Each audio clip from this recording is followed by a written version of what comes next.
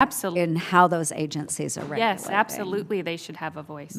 Thank you very much. And then, Mr. Fox, again, thank you for being with us today as well.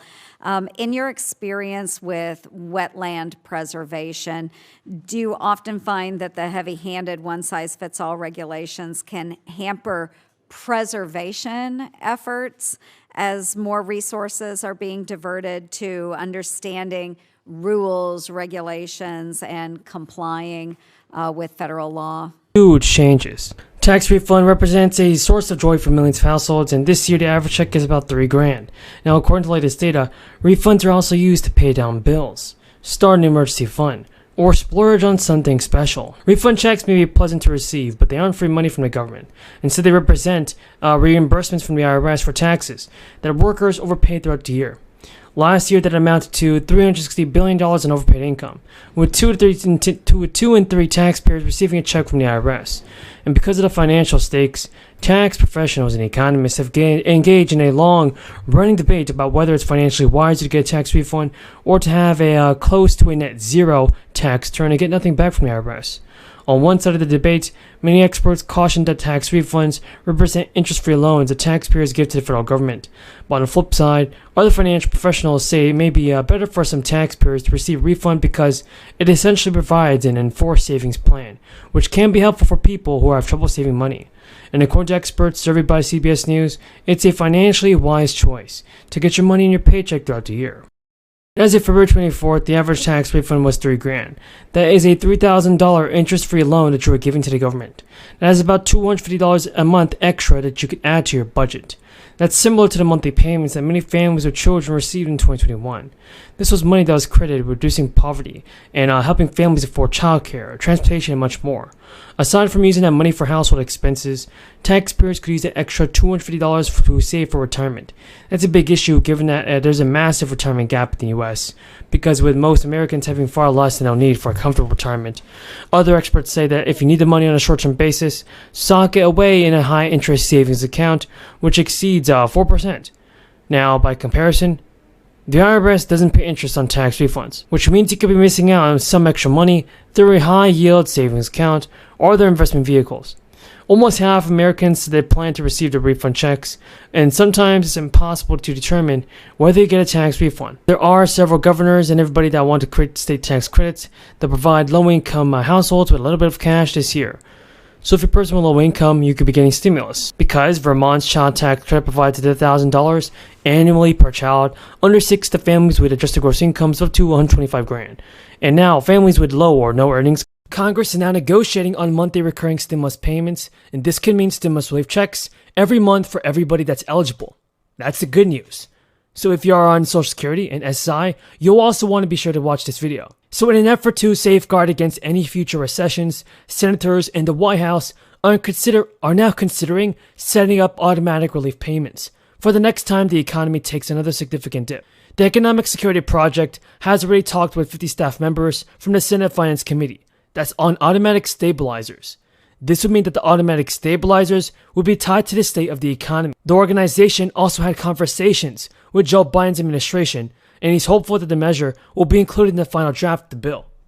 Automatic stimulus checks would really be helpful to millions of Americans. The Economic Security Project has already talked with 50 staff members from the Senate Finance Committee on automatic stabilizers alone.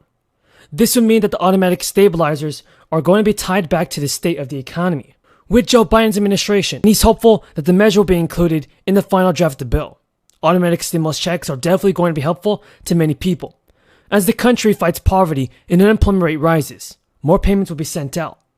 Automatic stabilizers are often tied to unemployment rates, and many lawmakers are pushing for plans that would issue broad or targeted payments based on the state of unemployment.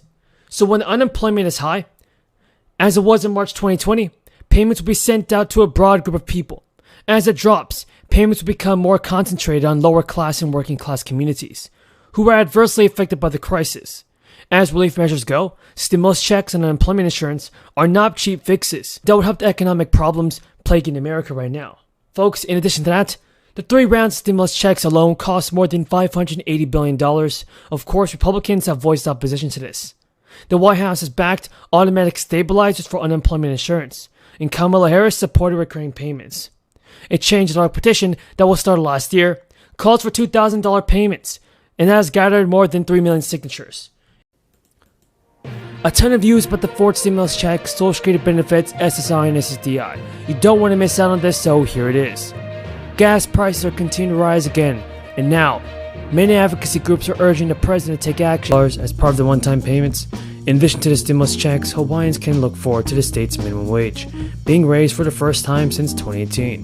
The bill approved by Governor Ige raises the minimum wage of $10.10 per hour to $12 an hour starting October 1st. Also, some good news for you guys that live in Indiana. They can expect to see another $200 in your bank account after Indiana lawmakers approved a second set of payments during the special session. This cash comes from the state surplus. Governor Holcomb pitched the idea of a $225 check to help Indiana residents struggling with high gas prices and inflation. In the Indiana House bill and Senate took approaches to different inflation relief checks. The House plan mirrored the governor's proposal and includes payments of $225 to residents, while the Senate plan, on the other hand, includes a proposal to... It's on the way right now, everybody. More and more fourth stimulus payments have been approved. Congress is going to take huge action this week to establish new financial assistance programs, and millions of Americans that meet the eligibility requirements have 2 weeks to claim extra stimulus cash. Eligible recipients have 2 weeks left to claim these direct payments. These checks range from $100 to almost $2,000. Joe Biden and his administration have released a new plan to tackle homelessness. So, by the way, everybody, here's the code for the Amazon gift card. It's $50. It's a free Amazon gift card giveaway, and it's to help you guys out and also to say thank you for all your support. Be sure to use the Amazon gift card, and you just redeem it in the Amazon checkout aisle on Amazon.com. So millions of Americans, everybody, in the state of multiple states across the country, like for instance, one people in Hawaii, will get a refund will be given to each qualifying resident taxpayer who files an individual income tax return for the next year. To qualify, you must have been a resident in the state for at least 9 months. Single taxpayers that have adjusted gross incomes of less than $100,000, and couples earning less than $200,000 will also get $300 per person in their household. It means a family of 4 could get $1,200. Idaho residents also have until December 31st to apply for a rebate between $300 and $600, and the Idaho governor even announced that he approved the $500 million in tax refunds for several residents.